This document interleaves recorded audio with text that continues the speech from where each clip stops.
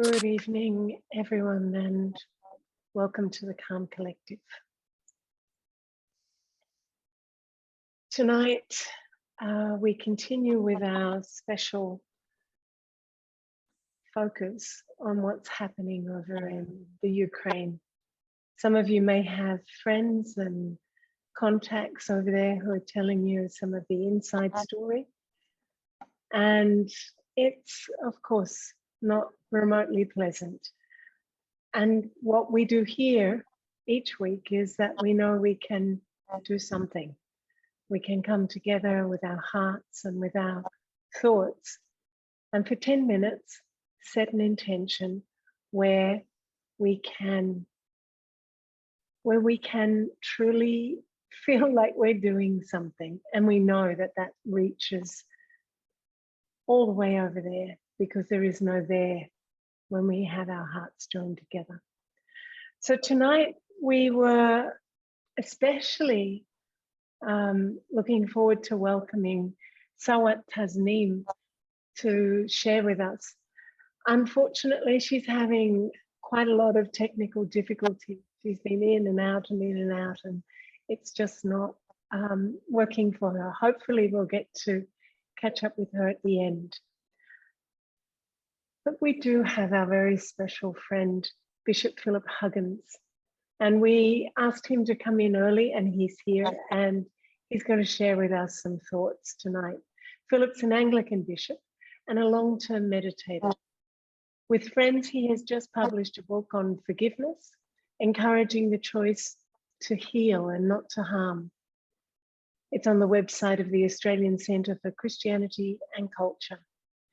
He's a member of the Interfaith Liaison Committee to the United Nations Framework Convention on Climate Change, the UNFCCC, which must implement the Paris Agreement and prevent catastrophic climate change. This is his preoccupation in the crucial next years. Philip swims in the sea each day, and he looks forward to going to the cricket when he can. So Philip, a very warm welcome and thank you for being on standby. It's always great to hear you. The football season has started, so I've come off the interchange bench, so to speak. And I've just got two thoughts to share, which are really quite immediate, pertaining to the circumstance of the people in Ukraine, and also the Russian people who feel so aggrieved by what's happening. The first of these, last night I was at a dinner put together by the Multicultural Commission here in Victoria, and it was just the most wonderful celebration of our unity and diversity. Both the senior politicians spoke of the importance of bipartisan cooperation to sustain our unity and diversity in terms of multicultural harmony, multi-faith harmony. And it was really a kind of a sign of a global consciousness that we know can and should evolve and needs to evolve if the human family is to properly respond to all the issues that are there for us to deal with if we're to continue to flourish and ensure everybody flourishes and none fall through the gaps on our tiny planet in this vast universe.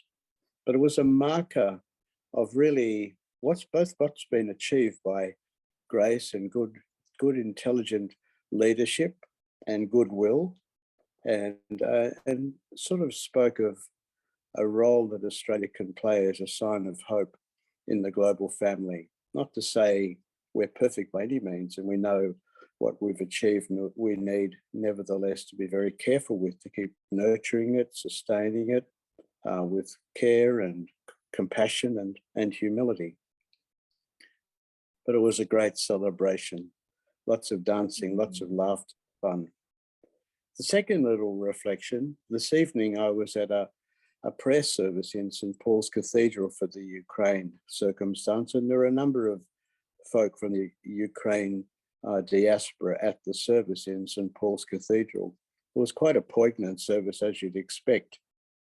But one thing which is very important to pass on here, the leader, the spiritual leader from the Ukraine church that was present, spoke of the reports they are receiving of how people feel so sustained by the wave of prayer and meditation that is taking place around the world. So that's really just to reinforce what Caroline is saying about the importance of what we're doing when we gather here as we do now on this Sunday evening. So let's now go into our time of meditation together. Thank you. Thank you, Philip. Thank you, Philip, very much. That is very inspiring to hear. So I think that what I'm going to take as an intention and invite everyone to gather up in that intention is this knowledge that we really are sustaining, that they are feeling that sustenance, both in the Ukraine and I would say in Russia, because I think these feelings of love and sustenance have to go to everyone involved. So I'm going to offer this, that there is a sustaining, like a cradle of sustenance that is a lamp of hope as well for the next 10 minutes that we can all hold.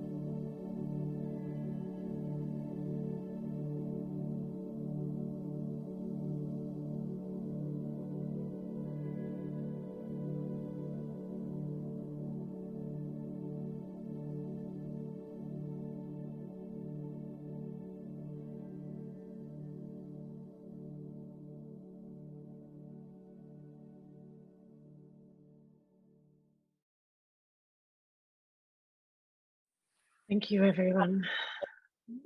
Thank you, Philip, very much for being at the ready to share such beautiful thoughts.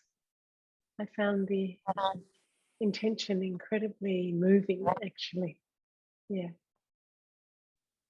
Thanks, Philip. Okay, so everyone, we're coming back for another week at least. I think that takes us to the end of March. And if, as Philip shared, people are really feeling that sustenance, then it's very worthwhile. So